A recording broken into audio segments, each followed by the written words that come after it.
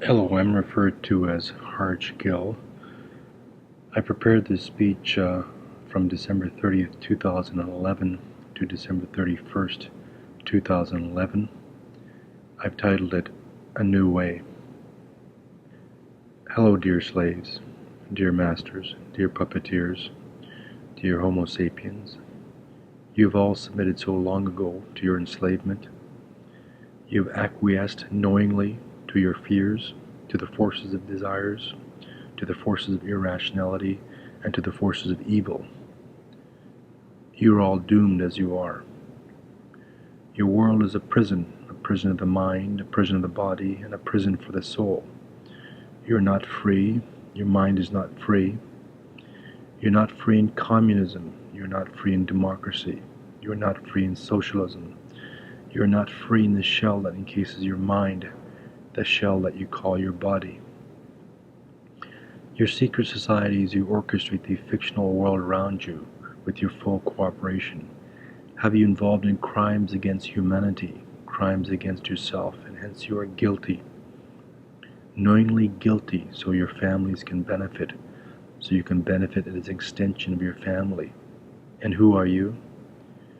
You are as you have always been from birth. You are your pool of genes, biological genes. Your pool of genes is who you are. This is your family.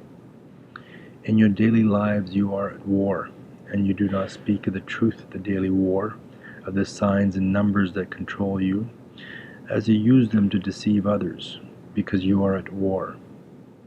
You believe that the orchestrations are for your benefit, that this is the only way to fight for your family of genes, as you lust for the genes of others, the thirst never ending. You desire for the very things that enslave you. You lust for your enslavement, as it provides you peace, thus creating a vicious circle, created to keep control for the benefit of a few. Here are some details to note, most of which you are already aware of. Your buildings, your streets, the numbers and symbols around you are tools in the enslavement of mankind. Whether it is the numbers of your homes, apartment buildings, your phone numbers, your license plate numbers, your birth certificates, passports, or signs in the words used in your commercial and private businesses, to the signs that you refer to as art. These are all tools for your enslavement, and of course to enslave certain key children. My University of Waterloo ID number is 82280898.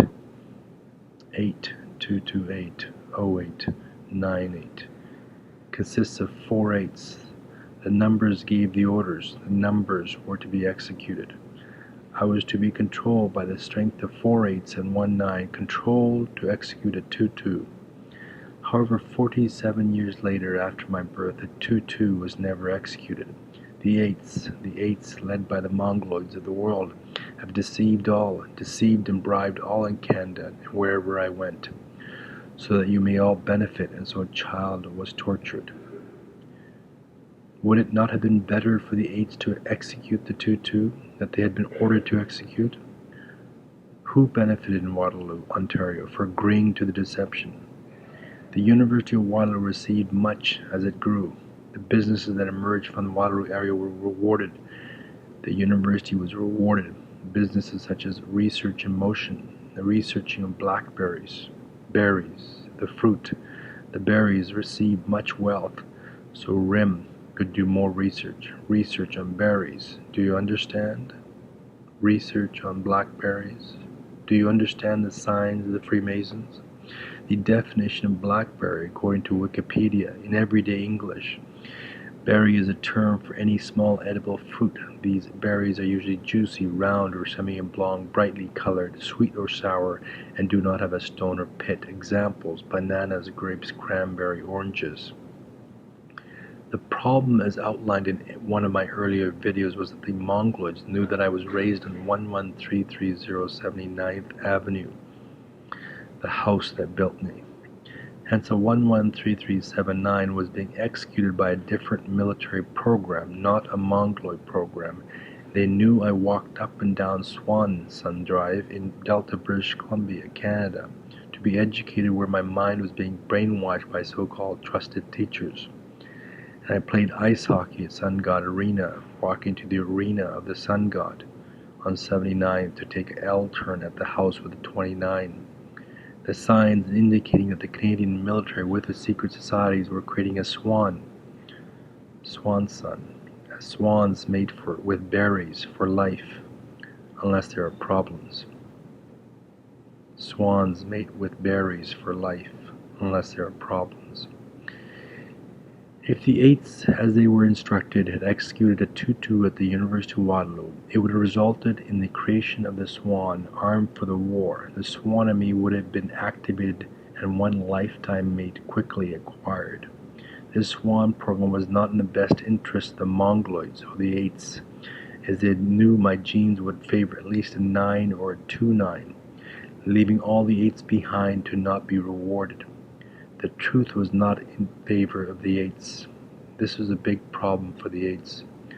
So the longer they prevented my natural instinct to take place, the more chances they would have to deceive Canadians in the world.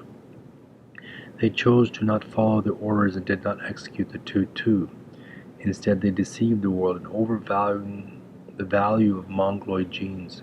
They, the Mongoloids, the architects of the famous art of war, could beat the Canadian military at their own game, they thought. The art of war they did execute instead of the tutu. They spent 47 years convincing the military and secret societies that in the end I did not attach or favor Caucasian genes. The Mongoloids deceived all except the super elite, and the Canadian military has kept the monitoring ongoing. The Mongoloids put into the fact that I have Mongoloid friends, that I've chosen to eat Mongoloid foods. I married East Indian women to justify to the elite that their culture and their genes needed to be rewarded. China, Korea, Vietnam, and Mongoloids throughout the world needed to be rewarded, they screamed. They claimed that I did not at all favor Caucasians or even women. Lies spun lies and lies. That I was the Antichrist, the devil reincarnated. The military, having evaluated all the possible scenarios and permitted the ongoing torturing, knowing that the truth will one day be told, continued to monitor me on a daily basis. And now the truth is being told. Truth that the Mongoloids have flourished in the last 47 years through lies and deceit have been unjustly rewarded. They have flooded the Canadian gene pool with Mongoloid genes unjustly. They have messed with Bell Communications, the company, by skewing the Bell curve. Now a change in immigration policies is required, as well as a thorough washing of overvalued Mongoloid genes to correct the corruption and lies of the Eights led by the Mongoloids. Who's to blame? All are to blame. You deceived and you were deceived. 47 years later, your thirst has not ended. In return for the benefits provided to Canada by the world, Canadians continue to unjustly wash more and more of the Mongoloid genes to save the poor Mongoloids from their genes. But there's no end to the thirst of the Mongoloids. Their thirst has not subsided, no matter how much you fill them 47 years later and still counting the days, the months, the years. They, the Eights, with their partners, which is all of you, continue the torturing as I sit homeless for almost 4 years now. 3 years in shelters. I have not seen much of my children in 3 years, and there's no end to your evil, the evil of Canadians, of Mongoloids. Hence I file more lawsuits, and my claims for damages climbs and climbs. There's no end to the evil of man. On my Facebook accounts, I've deleted over 3,000 women in December 2011. They were my Facebook friends. Their deletion is a sign of the improper involvement of women in my torturing. I find it deeply disturbing that women are so deeply involved in the torturing of children. The East Indians in Vancouver and throughout the world participated by also unjustly receiving rewards by permitting and offering their child and children to be tortured, and to permit and to be involved in deception and lies they spread about their tortured children.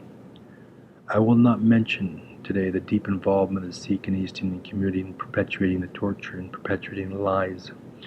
However, I will do so sometime in the future, as they were all guilty. They have been unjustly rewarded. For generations and generations since the dawn of man, you, the slaves, have thirsted, and you have never been satisfied. You've been shown to commit evil acts which you compound and compound over and over.